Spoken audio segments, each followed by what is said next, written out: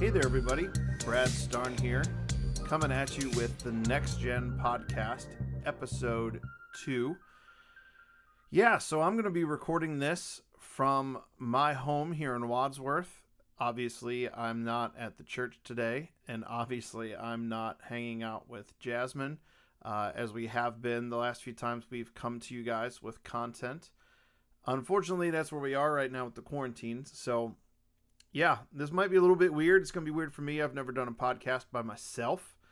So hopefully this will be entertaining. And kind of was looking over everything that you guys responded to from our live feed on Monday and some things we've posted on Instagram since. And I think I got a good handle on where I want to go with this, but who knows?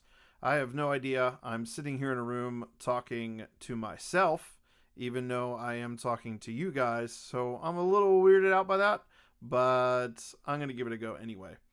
One of the things that we used to do on the Impact podcast from, I think our last podcast that we actually did was actually like a year ago, which is crazy.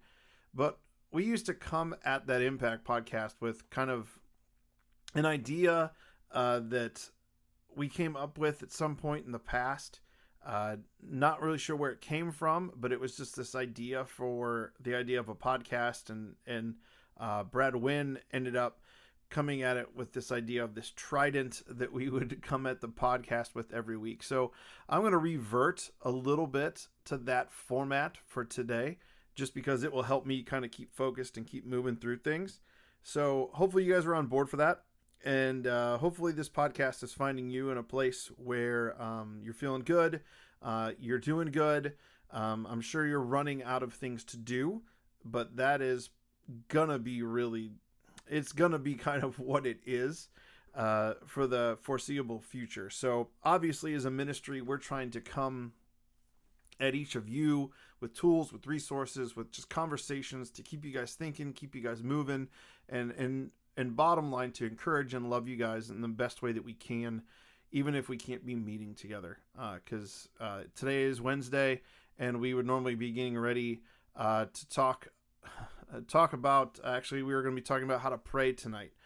So maybe next week, that's something that I can focus on here in the episode 3, which will be coming next week, is maybe go over some of that lesson that we had and just talking about how we pray.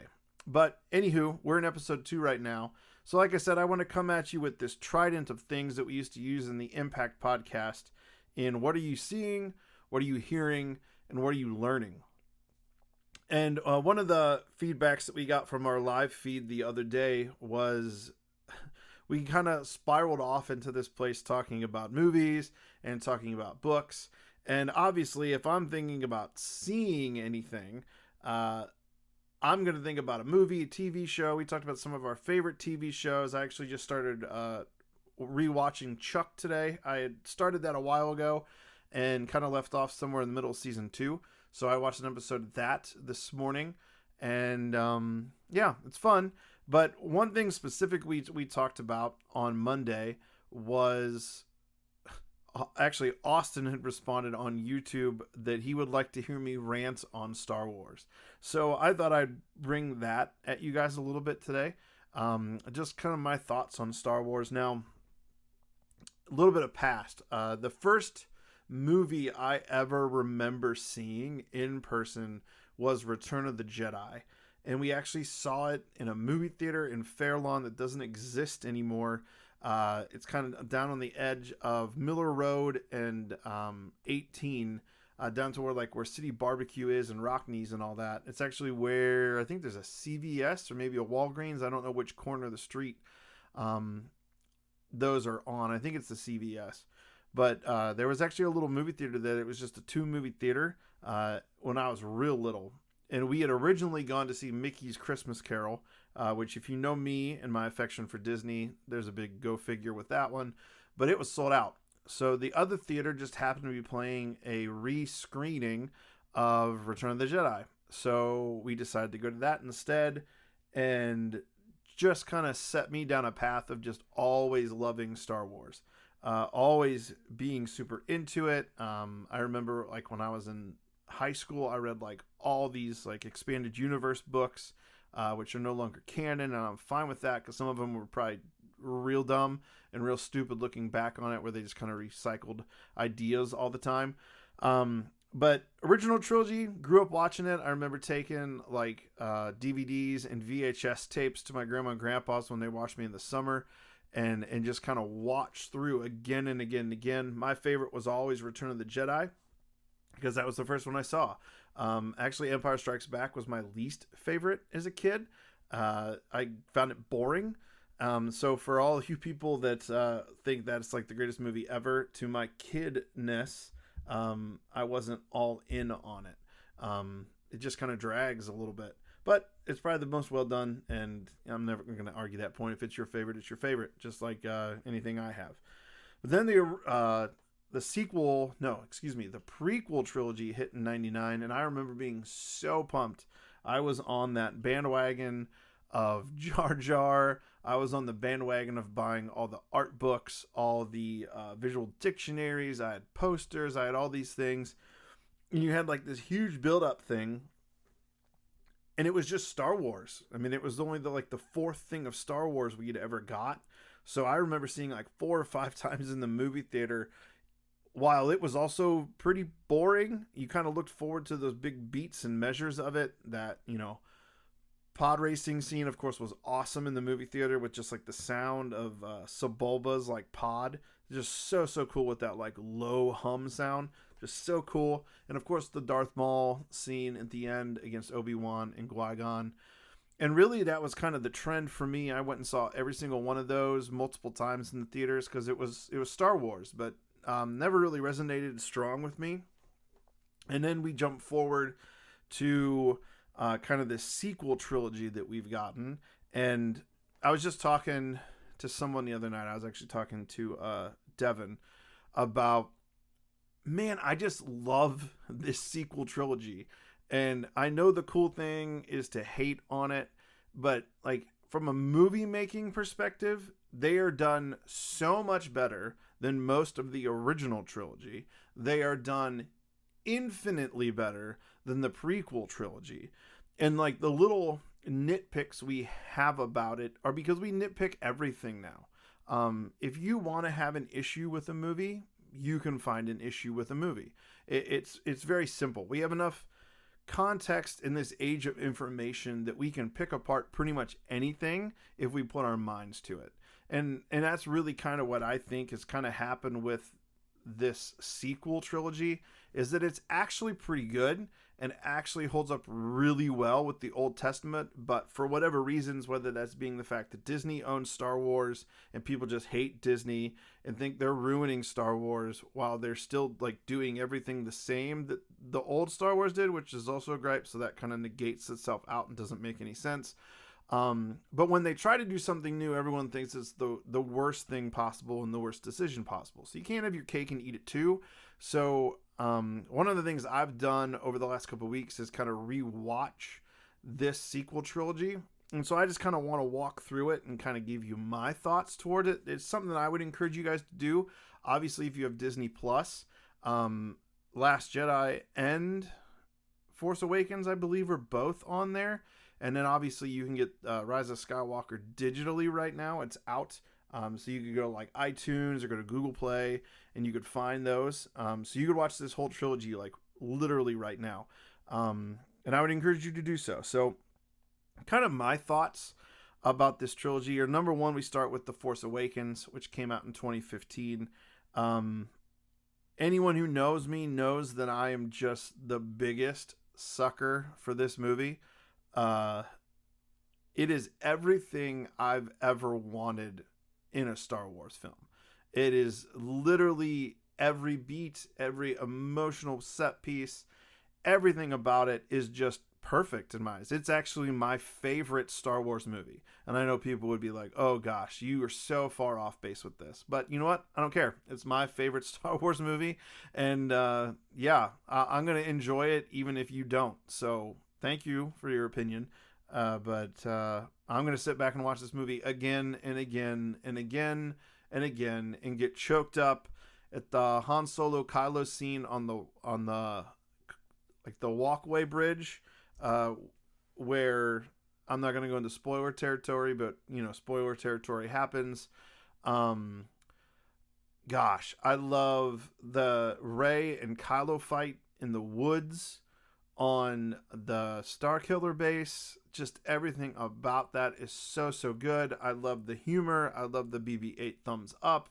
I love Rey and Finn's chemistry right off the bat when she just keeps like hitting him when they're running around. I love the reveal of the Millennium Falcon. That just gives me goosebumps. And that whole like chase scene, like the set pieces in Force Awakens are just phenomenal. And you can say they're beats and measures of A New Hope, and that's fine. But like after the prequel trilogy, I feel like we needed something to reset back to Star Wars. And why not go to the course? And if you actually break down the movies, there's like, outside of a few basic plot points, they're actually very different movies. I mean, I can honestly say any movie has an Act 1, Act 2, and Act 3 that are kind of similar. And you could do that with pretty much any movie. But we just like to overanalyze and overcritique this because we want to find a reason to not like it. So one of the things that I think Force Awakens set forward, and this is I'm gonna kind of hobby I break down each one of these movies. Force Awakens is very much our introduction back into this universe, right? We're coming back into this place, we're meeting new characters, and we're establishing kind of where the Republic or the New Republic is at the time, what has happened with the Rebellion, what has happened with the Empire, and we find that kind of nothing really has changed. They just have different names, and then we're going to set off down this trilogy of exploring what these things mean and what they're doing and how they're functioning. So I think Force Awakens is very much back an intro into Star Wars again, along with world building, right? And one of the themes I feel like I get out of it is this idea that we need to embrace the past, okay? That we need to understand where we've come from and what that means for what moving forward looks like, okay? We have the whole, no one knows what the Jedi are. No one knows that these stories were true. So we meet Han Solo and he's like, yeah, they're true. All of them. Even the fact that we get a reboot of Han and Chewie finding the Falcon again. We touch base with Leia. And then eventually by the end of the movie, we touch base with Luke and kind of where they all are. And so we're embracing this idea of the past so we can move forward. I feel like that's a huge thing, a huge theme within Force Awakens, which I think that ties into the whole, it feels like A New Hope. Well, yeah, I think that's intentional. It's supposed to be making us go back to where Star Wars started and getting us back in the scope of it. So those are just my thoughts. Moving on to The Last Jedi, I think that one of the main themes of Last Jedi, and I know people like to beat up on this movie a ton. The more I watch this movie, the more I love this movie. It isn't a similar thing to what Empire does in the original trilogy. It also does a little bit similar of a thing to what Attack of the Clones kind of does with the whole Canto Bight scene and the whole Canto Bight sequence. It's kind of feels unnecessary. It feels very prequel-y. It's the most prequel-y thing of this entire new trilogy, and that makes me thus not a fan of it. But I think it's trying to do a couple things. One of the key ideas in this that we kind of hear from Kylo Ren again and again and again and again is this idea of killing the past, right? To wipe out the things. If the first movie's theme was embracing the past, the second movie's theme is killing the past, getting rid of every single idea or notion that has been a part of this universe that we understand, whether that's stop listening to the ghost of Darth Vader as you talking to his creepy melted helmet, whether that's the idea of listening to Luke and Leia, whether that's the idea of following someone like Snoke. The big main theme that I see it every time I rewatch this is that very idea spread across. Kylo Ren almost becomes the narrative pulse for The Last Jedi. Everything is kind of from that idea. And from what you get from that is really the only one that succeeds at anything in the entire movie is Kylo Ren. He's the only one who kind of gets what he's chasing after. He gets to become the supreme leader. He gets to finally bump himself over General Hux. Everyone else fails, and kind of fails bad. We get a little bit of a Rey success at the end, but really that's kind of brought on by Luke, and even in his success that Luke has, he ends up dying. Spoilers, right?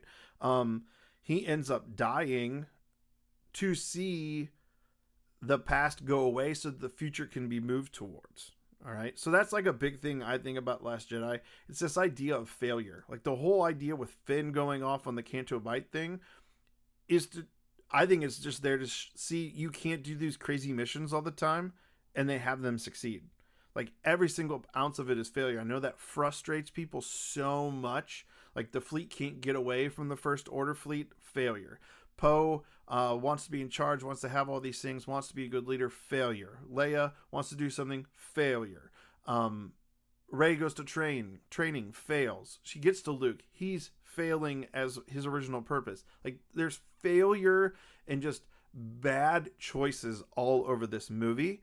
And I believe it's to reinforce that idea of killing the past. This solution, this thing where we're going, this place where we're going is going to look totally different than anywhere we've ever been before.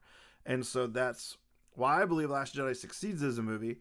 And, and again, I know a lot of nitpickers can go into that, but that's what I like to see when I watch it. And so, yeah. So that moves us into Rise of Skywalker.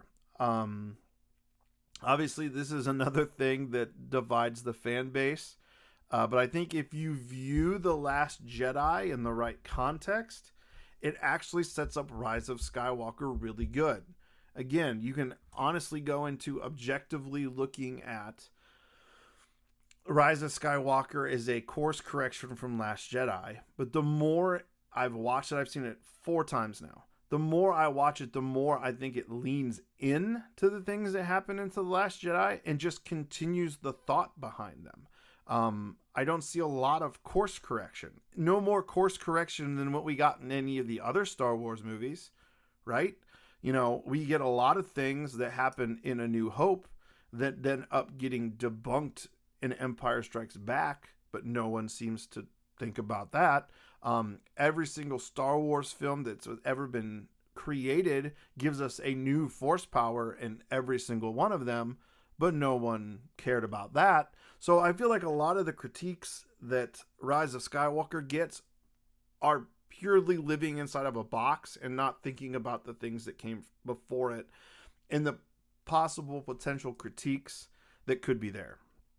So here's kind of what I think Rise of Skywalker's main theme is, and that is this idea of dealing with the weight of what came before. If Last Jedi wants to kill it, Rise of Skywalker has to deal with it and do something about it. Just in everything from Kylo thinks he's won, and he turns out he's just number 2 to someone else again, right? He's all been played in this big pawn of a game. Even Rey is kind of going with that. She's living on the shoulders of Luke and Leia. She's living on the shoulders as this hope is a resistance. And there's some parts of that in the beginning where Poe's talking about like, hey, this wouldn't be so hard if you weren't not with us. And it's just this idea of the solution to this isn't going to look like how we expect it, nor see it going. And then it also has this whole weight of, being the 9th episode in a 9-episode saga that there's Bolt that released its episodes in the wrong order. Like, I think that's a hard thing because normally anytime you end a story, you want to end it where it began. Okay. So where did it begin? Did it begin with a Phantom Menace? Well, kinda, but not really. And I think that's why you get the return of Palpatine, because in any saga, you have to end where it began. And so the big bad where it began, episode 1, is with setting up Palpatine as this phantom menace. This guy behind the scenes is pulling all the strings and is control of everything and is this huge Sith Lord. And so you have to have that there to do something with it. However, it's also having to close the saga from the perspective of A New Hope, which is actually the first film and sets up all the narrative as if it were the first episode, but it's the 4th episode. Is your mind hurt yet? Yeah. Mine does a little bit too. But I think that's why it feels so weird, is because it's having to wrap up things that start at 2 different times. And so what I see in it is not only is it wrapping up and dealing with the weight of what came before, that's moving into this idea of moving forward into something new. They had to bring back the Emperor in a way to essentially kill him off. You had to bring back the Star Destroyers and all these things because you had to kill them off. You had to bring back Luke and Leia to move beyond them, because it is their story, take it or leave it, live through Rey and Finn and Poe and all these other characters and Chewbacca and all these things. I don't know. I just, the more and more I watch it, and as I was texting with Devin when I was watching it the other night, I just enjoy it. And so I would encourage you, if you are frustrated by The Rise of Skywalker, go back, watch it again, think of some of these ideas, think about how Force Awakens embraces the past, think about how Last Jedi wants to kill that past, and then think about how The Rise of Skywalker is dealing with the past and actually trying to move forward from it. If you look at it from that kind of perspective, I guarantee you'll get like a little bit better viewing out of it. So try that. And I don't want to spend too much more time on that because I know we're like at 20 minutes or so already into this podcast. But yeah, there you go. You want to hear me talk about Star Wars? So there's me talking about Star Wars to myself, looking at a computer screen and the pop figures that are on my wall in front of me. So that was what have I been seeing lately? We're going to move forward. I want to move into what have I been hearing lately. And I thought this would be a really cool time to just kind of quickly go through some albums I would recommend that you guys listen to. They're kind of favorites of mine. And each one of these is based kind of around the song that I'm going to put a little sample in that I want to just, play for you guys so you guys can kind of hear what I'm talking about. So I kind of came up with a real quick top 5 albums for our Corona break that we're having here. All right, so starting right now, right off the bat, number 5 comes from like one of my favorite writers of all time, and like the lead singer of this band, I just want to be his friend, and that is the band Switchfoot and John Foreman. They're just like the coolest people ever, and I've been following them since I was in high school. I'm the exact same age as the guys in Switchfoot, so I've been literally following them since they've existed. I bought their first album when it came out. It was The Legend of Chin, and I've just listened the whole way through. And, sometimes bands get old and get tired, but man, they can release anything, and I'd love it. John Foreman has a ton of solo stuff that's actually really, really, really, really good that I would recommend you check out. But the album specifically I want to give to you guys to listen to is the album Where the Light Shines Through by Switchfoot. And it's this whole album filled of this concept of, in the dark times, God finds a way to shine light through it. And I would think just kind of starting off this list of a top 5 albums that I would give you guys, I think that's a main theme that I just wanted to have present on here. And I just love this album like a ton. And so here's my favorite song off this album. It's called If the House Burns Down Tonight. I'll let you guys hear a little bit, and then we'll talk a little bit about it. There's a spark in the corner of my baby's eye, like a distant star that won't burn quiet.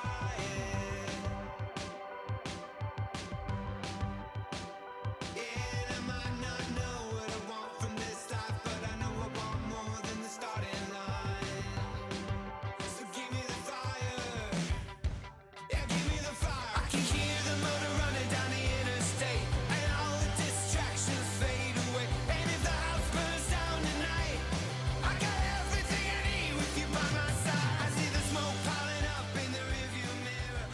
All right, so how great of a song is that, man? I love every little ounce of that, from like the slow build up into this like manic driving, like hard rock song. Just love every bit about it. But actually what it's talking about is, John actually wrote this, I believe, when those wildfires were happening out in California, and they were discussing, or they actually had a situation where they had to basically grab the essentials and run. And what are the things that, if you are running out of a burning house, what would you grab? Well, of course, you'd grab the people that you love. You would grab those close to your family, your friends, just important people in your life. And that would be what is the most important to you. And so, yeah, I just love that thought. I think that speaks a lot into kind of where we're going to go toward the end of this podcast. But also just, man, relationships are so powerful. And, I know one of the things I've been trying to do is try to keep that conversation going with those people in my life that are important to me, and not to lose that connection with them. But while we're stuck here in these houses over this period, that we actually continue to talk, continue to grow, continue to build those relationships. So right there, number 5, Where the Light Shines Through by Switchfoot. Number 4 is actually a deep cut. I hadn't listened to this album in a while, and I was going through earlier today and just thinking through all the albums that are out there, and I found this album by Gunger, which I'm not a big Gunger fan anymore, but they have this album that is called Ghosts Upon the Earth. And man, it is a phenomenal album. And the song I want to play for you from this is called This Is Not the End. This is not the end. This is not the end of this. We will open our eyes wide, wider. This is not our last. This is not our last breath. We will open our mouths wide, wider.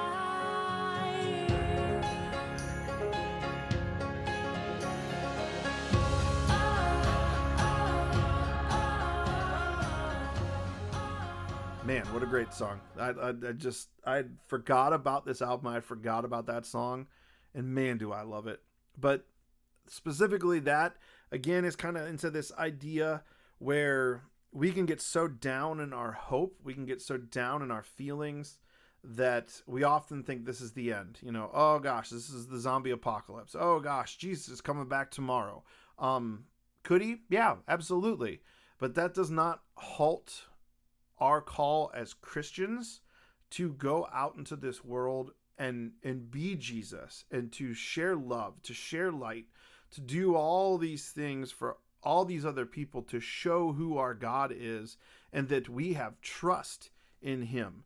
And I know that like a ton of people have been like, well, if we had faith, we wouldn't be stuck in our homes. I think that's going a little bit far. There's a ton of stuff in scripture about giving to Caesar what is Caesar's, to listen to the authorities placed above you because God put them there. And I feel like there are better ways for us to love the world and to be that example other than bucking the system. So with this song, I really just wanted to say, obviously this is a great album, and first song to the last song is just musically phenomenal. But just to encourage you guys that, don't listen to these people that are so braggadocious about knowing what is going on, and their high opinions of it. There's a little ego and pride that drips through that. And that is not stuff that is fruit of the Spirit. Fruit of the Spirit stuff is more like peace and patience and kindness. And so lead with that, because this isn't the end of the world for us to shut down for 2 weeks. And we can find ways to move and to do love to just reach out to others through every single bit of it. So yeah, This Is Not the End from Ghosts Upon the Earth by Gunker, number 4. Number 3 is probably one of my favorite bands of all time. This is the band Mute Math. They are merely on this list because I just need other people to love Mute Math as much as I love Mute Math. And right now they're kind of in a place where they've kind of broken up, and we don't really know if we're ever going to get any more Mute Math. So lately I've been very sentimental about them, and their very first album, it's a self-titled album, Mute Math, has one of my favorite songs on it of all time. And that is this song. It's called Noticed. Capture what I've misplaced in the perfect fashion. Just watch my heart's reaction. This part of you is nothing that I'm used to, but I won't close my eyes, 'cause they're on to you. And all this time it was staring me blind. I can't believe I never noticed my heart before. You are reaching something that is beating. I can't believe I never noticed my heart before. Over and again, racing out of my skin. I can't believe I never noticed my heart before. At least it was never until I noticed you. Man, do I just love that song, from the non-stop drum beat to the lyrics. And this is kind of one of those songs where you could take it as a love song. You could also take it as a song about God and different seasons of life. It kind of takes on a different tone for me and how I hear that and how I listen to it. But man, I love that idea about being noticed, to be seen for who you are and what makes you who you are. I just love that. I love that sentiment. That's very much how my clock ticks as a person. But just being acknowledged is such a good thing. So, like I said, there was not really any deep meaning into that song that I was really trying to push. But other than, man, listen to Mute Math, listen to the self-titled album, and it is so good. There's other songs on there. Gosh, let me find it here. Nope, I can't find them. But You Are Mine is good. Pictures is good. Break the Same is like this hard rocking beat. There's so much good stuff. Typical was their very first single that kind of put them on the map. Just the whole album is like bottom to top great. So I just want to encourage you guys to listen to that. Go check out Mute Math, and that is number 3, Mute Math self-titled album, and the song Noticed. Number 2 is one of my other favorite bands. They're actually from around here. It is the band Reliant K, and their album Air for Free. Now, a lot of Reliant K's catalog is like punk music, and I know that's not necessarily a predominant genre in today's music world, so I didn't want to really get something that feels like dated in on this. And I have 2 favorite albums by them. One is Air for Free, and the other is Forget Not Slow Down. And Forget Not Slow Down is about like broken relationships, and it's kind of like a sad boy album. So I was like, if I'm trying to encourage people, maybe I shouldn't pick a song from a sad boy album and then put on here. So I went with the much more positive Air for Free. So that's just making me laugh to myself here. But Air for Free, top to bottom, it's a wacky album. It's a crazy, sonically good, musically album. I love every bit of it. Me and a group of friends got a chance to go see this album on album release night in downtown Akron. And it's like probably one of my favorite concert experiences ever. It's just so, so good. But the song I picked off of this is a song called Heartache, because I just love the musicality of it. And I just love kind of everything about it. So take a listen. season, the weather blends them all together, and I'm losing track of time, trying to find my own way. What if forever is better than ever? Maybe it's a sign that I found my own way. I will not let my heart ache. I won't be treading water, waiting on a wave. No, no, I will not let my heart ache.